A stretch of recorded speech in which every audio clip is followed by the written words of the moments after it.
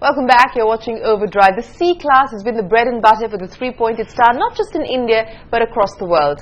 Mercedes-Benz promised that this time the product update wouldn't be a mere facelift or an engine tweak. They promised an all-new C-Class. So Rohit went to find out how much of a generation change the new C-Class really is. Now, if you look at different generations of the C-Class, you will notice that each and every one of them has been instrumental in establishing a new design philosophy for every other Mercedes-Benz car of that generation to follow. Despite that, every C-Class has had its own distinctive design that made sure that it looked like none other from the Mercedes-Benz lineup. Things, however, have changed because what you see next to me and what looks like a baby S-Class is actually the new W205 C-Class.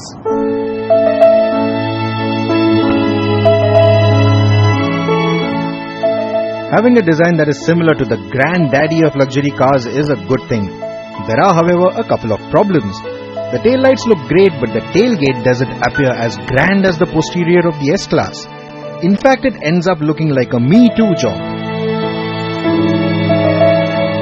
The face, especially on the executive trim, featuring the large chrome-plated 3-slat aero grille, looks too grown-up for a sports sedan. But that said, the car still has the classic C-Class silhouette.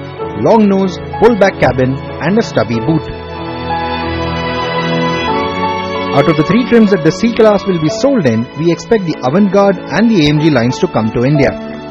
We won't be surprised though if a watered-down executive trim is offered too in order to replace the elegance trim that is seen on the current model. You see, the C-Class doesn't look aggressive anymore, and perhaps that is justified.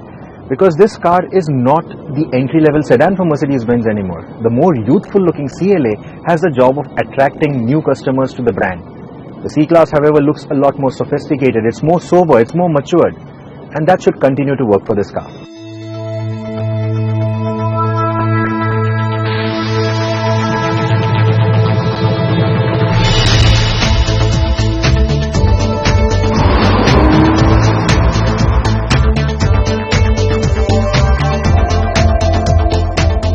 Overall, the interiors of the C-Class are a big improvement. They frankly look like nothing else from the Mercedes-Benz lineup right now, apart from the S-Class, of course. The speakers, the switches, they seem that they've come out of the S-Class, and it just makes for a very good design, a very nice place to be in. If you ask me, I think this particular design for the interiors is the best in class right now. Now on this particular drive in France, we have sampled three different variants of the C-Class. We have two diesels, that's the C220 and the C250, and there's one petrol, that's the C250 again. Now let's talk about the C250 diesel first, because that's the one I'm driving right now. It's a 2.2 litre motor, produces about 204 PS of power and 500 Newton meters of torque. Essentially the same engine that we get in India as well. However, this one has been tuned for better fuel economy and better drivability than what we had in the W204.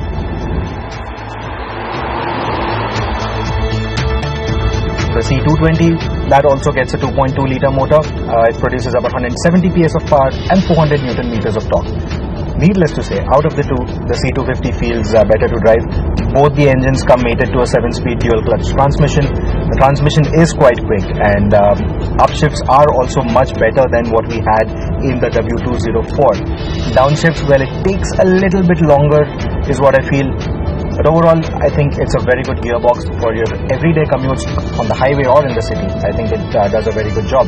In terms of fuel economy, which is an improvement over the W204, these vehicles, the 250 and the 220 diesels, claim about 25 kilometers to a litre.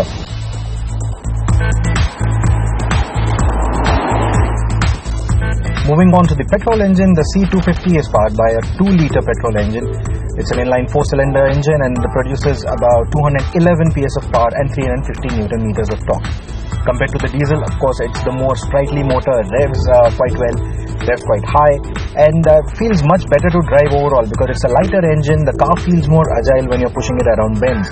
In terms of acceleration, both the C250 diesel and the C250 petrol claim to move from 0 to 100 kilometers an hour in 6.6 seconds. Also new to the C-Class is this Agility Select. It is a small switch on the center console which lets you cycle through different modes.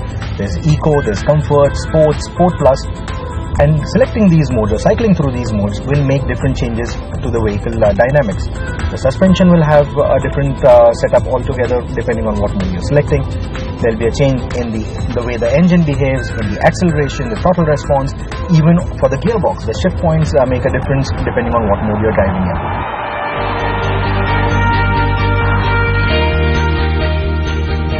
The new W205 C-Class employs a new suspension setup altogether, and let me tell you straight up, it's a significant improvement over the older 204. To begin with, the ride quality has improved by leaps and bounds. Even in terms of handling dynamics, there's a big improvement. The older 204 had that fidgety nature, the new 205 doesn't. As I mentioned earlier, the petrol version has good ride quality, but the C250 diesel feels better. It is to do with the suspension tuning, of course, and the weight of the engine.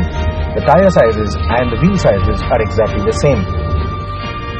Now, to be able to get this sort of handling, you will also need to sign up for the Airmatic. Now, the Airmatic is an optional extra for the C-Class, but when it comes to India, I hope and I expect the Airmatic to be a standard feature, because that would just make it easier for Mercedes-Benz to tune the vehicle for the Indian road conditions. Instead of redoing an entire setup, I think it would be easier for them to just retune the electro-hydraulic system that the Airmatic is.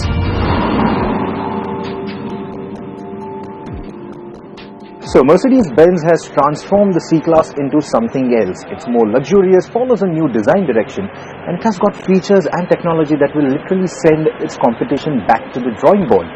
But that also means that all this will come at a price. Add to it the fact that this C-Class in India will have to create space on the price charts for the CLA sedan. So in a nutshell, the W205 C-Class could end up being pricier than the outgoing model. But from whatever we have seen and driven here, I think it will be able to justify its price tag. Now, even with the entry-level baby Mercs, the A-Class and the B-Class launched in India, the C-Class still remains the highest-selling Merc in India. So it comes as no surprise that Mercedes-Benz will bank heavily on the all-new C-Class to keep itself at the #1 spot. But with that, it is time now for our motoring news section, where we bring you everything that's hot and happening in the world of auto.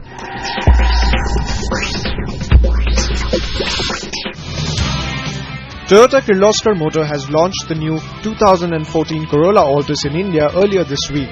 The new Corolla Altis is available in both petrol and diesel variants in 9 trim levels.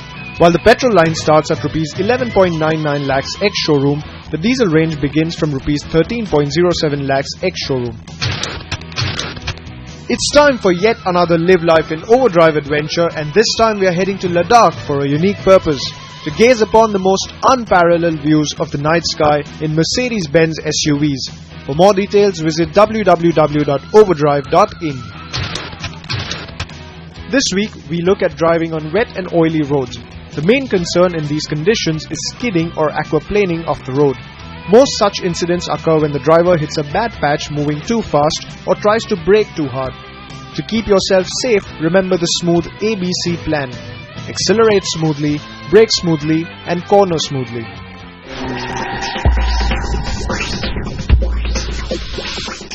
Safety is sort of our utmost priority at Volkswagen, because for us, being the people's car maker, we want to give people the safest car possible.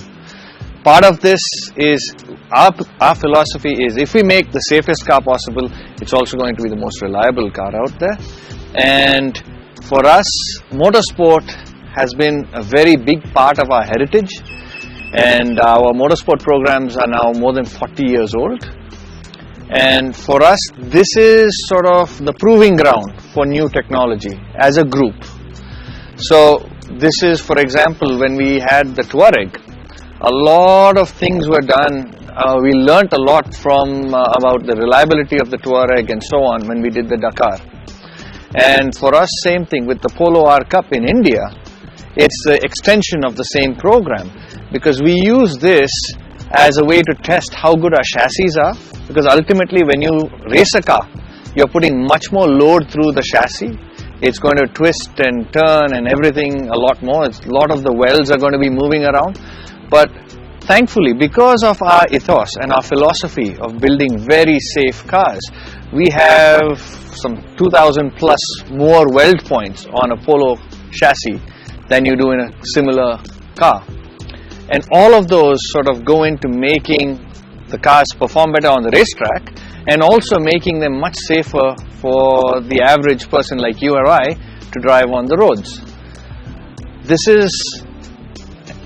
extends not only to the technology of the chassis but also in terms of the electronics and other technology. So everything that we do has some connection with the motorsport program, and all of this is geared towards making more reliable and safer cars for the general public. Well, that brings us to a close on this week's episode of Overdrive. If you've liked our show, then write to us with your feedback. Twitter or Facebook is where you can reach us. You can watch a repeat of our episode and all our other shows on our YouTube channel. But till then, from all of us on the team, goodbye. Thanks for watching. Drive safe and stay smart.